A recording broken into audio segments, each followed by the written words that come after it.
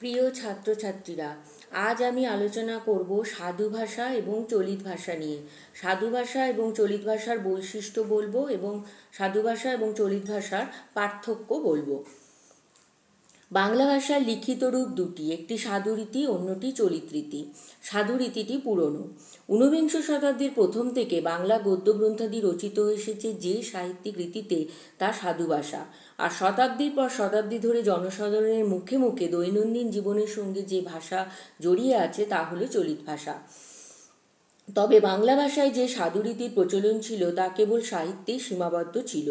বেশি পরিমাণে বিশুদ্ধ তৎসম শব্দ, ক্রিয়া, সর্বনামের দীর্ঘরূপ, সমাসবদ্ধ পদ এবং বাক্যের পদবিন্যাসের ক্ষেত্রে নিয়মানুবর্তিতা সম্পন্ন বিদগ্ধ গম্ভীর ভাষাই হল সাধু ভাষা। সংস্কৃতজ্ঞ পণ্ডিতরা সংস্কৃত শব্দ বেশি প্রবেশ করিয়ে ভাষাকে ক্রমশ দুর্বোধ্য ও জটিল করে তুলতে লাগলেন। বাংলা গদ্যের এই হেন নাবিশ্বাস দশা থেকে বাংলা গদ্যকে বাঁচালেন বঙ্কিমচন্দ্র। তৎসম শব্দের পাশাপাশি প্রয়োজন মতো তদ্ভব দেশি, বিদেশি প্রভৃতি মৌখিক শব্দকে বাংলা গদ্যে স্থান দিলেন। ভাষাকে করে তুললেন সর্বজনবোধ্য। বঙ্কিম পরবর্তী সাহিত্যিকরাই সাধু ভাষাতেই সাহিত্য রচনা করে গেছেন। পণ্ডিতি সাধু ভাষা একটা কৃত্রিম ভাষা, যা তৎসম শব্দবহুল। ইংরেজি শিক্ষিত বাঙালি মনীষীগণ তা বুঝতে পারলেন। অন্যদিকে জনগণের মুখে মুখে নিত্য ঘুরে যে চলিত ভাষা, তা আরবি, ফার্সি, ইংরেজি, ওলন্দাজি প্রভৃতি ভাণ্ডার থেকে শব্দ নিয়ে পরিপুষ্ট হতে থাকে। প্যারীচাঁদ মিত্র ও কালীপ্রসন্ন সিংহ মহাশয় যথাক্রমে আলালের ঘরে দুলাল ও হুতুম প্যাঁচার নকশা রচনা করেন চলিত রীতিতে। পরবর্তীকালে রবীন্দ্রনাথ, প্রমথ চৌধুরী এই ভাষাতেই সাহিত্য রচনা করে গেছেন। সাধু ভাষার বৈশিষ্ট্য। সাধু ভাষার রীতিটি লেখ্য। সংস্কৃত ব্যাকরণের আদর্শ অনুসরণ করা হয়। তৎসম বা সংস্কৃত শব্দের প্রাধান্য, সন্ধি ও সমাসবদ্ধ দীর্ঘাকৃতি পদের প্রয়োগ, ভাষা মার্জিত, নিয়মবদ্ধ, গাম্ভীর্যপূর্ণ ও কৃত্রিম, অনুসর্গের পূর্ণরূপের ব্যবহার, অসমাপিকা ও সমাপিকা ক্রিয়ার পূর্ণাঙ্গ রূপ, বাক্যগুলি জটিল ও দুর্বোধ্য। চলিত ভাষার বৈশিষ্ট্য।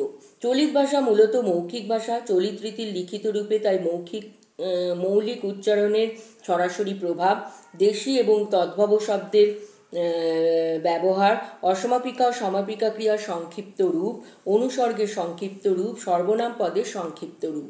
ভাষা লঘু, সাবলীল, স্বচ্ছন্দ, সহজ ও বোধগম্য। ঢং ঢং, কনকন প্রভৃতি ধর্নাত্মক শব্দের প্রাধান্য ও কৃত্রিমতা মুক্ত। সাধু ভাষার সঙ্গে চলিত ভাষার প্রধান পার্থক্য ক্রিয়াপদের রূপের। সাধু ভাষায় ক্রিয়াপদের প্রাচীন পূর্ণাঙ্গ রূপ বজায় আছে, কিন্তু চলিত ভাষায় উচ্চারণগত ধ্বনি পরিবর্তনের ফলে সংক্ষিপ্ত রূপ। অসমাপিকা ক্রিয়া। বলিয়া বলে, ইয়া থেকে এ, পড়িতে পড়তে, ইতে থেকে তে। সমাপিকা ক্রিয়া। করিতেছে করছে, ঘটমান বর্তমান। করিতেছিলাম করছিলাম, ঘটমান অতীত। করিয়াছি করেছি, পুরাঘটিত বর্তমান। করিয়াছিল করেছিল, পুরাঘটিত অতীত। করিলাম করলে, সাধারণ অতীত। করিব করব, সাধারণ ভবিষ্যৎ। সর্বনাম পদের পূর্ণ ব্যবহার হয় সাধু ভাষায়। চলিত ভাষায় তা হয় সংক্ষিপ্ততর। সাধু, তাহার, উহার। চলিতে হবে তার, ওর। অধিকাংশ ক্ষেত্রে হ ধ্বনি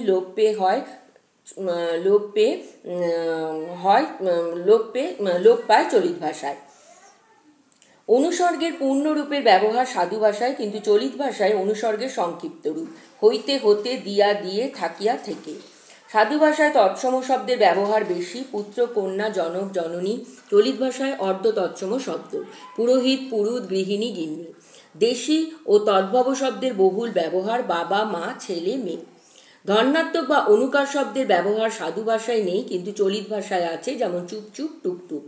সন্ধি ও সমাসবদ্ধ পদের ব্যবহার বেশি সাধু ভাষায়, যেমন পর্বতান্তরালে, সূর্যালোক, অশ্রু বিসর্জন, কিন্তু চলিত ভাষায় সন্ধি বা সমাসবদ্ধ পদ ভেঙে ব্যবহার করা হয়। পাহাড়ের আড়ালে, সূর্যের আলো, চোখের জল ফেলা।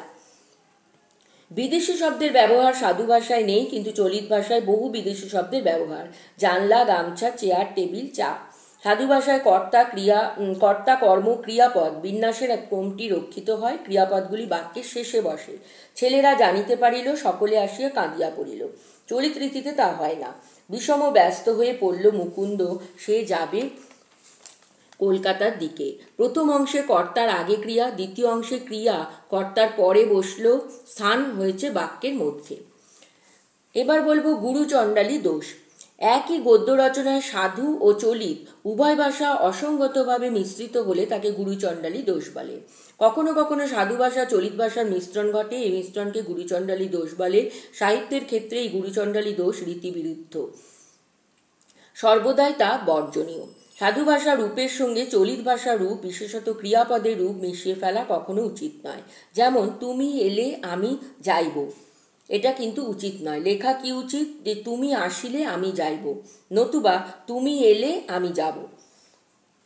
সাধু ভাষার নিদর্শন। আর যেদিকেই দেখা যায় অনন্ত জলরাশি চঞ্চল রবিরশ্মিমালা প্রদীপ্ত হইয়া গগন প্রান্তে গগন সহিত মিশিয়াছে। নিকটস্থ জল সচরাচর সকর্দম নীলবর্ণ, কিন্তু দূরস্থ বাড়িরাশি নীলপ্রভ। আরোহীরা নিশ্চিন্ত সিদ্ধান্ত করিলেন যে তাহারা মহাসমুদ্রে পড়িয়াছেন। তবে সৌভাগ্য এই যে উপকূল নিকটেই আশঙ্কার বিষয় নয়।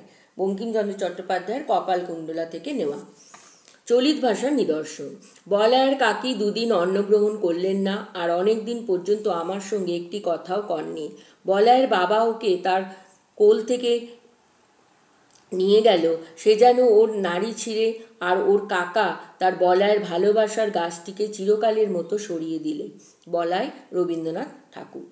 তাহলে সাধু চলিত সম্পর্কে ধারণা স্পষ্ট হয়ে গেল। আর গুরুচণ্ডালী দোষও বুঝতে পারলে যে সাধু এবং চলিত ভাষা যখন মিশে যায় তখন গুরুচণ্ডালী দোষ হয়।